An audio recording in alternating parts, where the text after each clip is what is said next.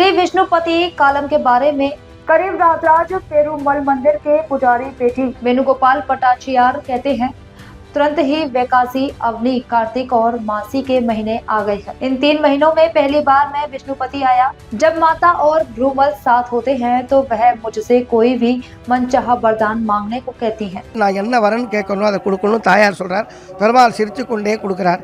இந்த விஷ்ணுபதி புண்ணிய காலத்திலே அதிகாலையில் 1:30 மணி முதல் 10:40 வரை விஷ்ணுபதி புண்ணிய காலம் என்று இருக்கிறது. இந்த விஷ்ணுபதி புண்ணிய காலத்திலே பெருமாள் கோயிலிலே காலையில் எழுந்திருந்து 1:30 மணி 2 மணிக்குள் அபிஷேக பூஜை ஆராதனை பார்த்துவிட்டு விஷ்ணு சகசிரநாம யாகங்கள், புருஷ சுத்தம், பஞ்சசுத்த யாகங்கள் நடக்கிறது.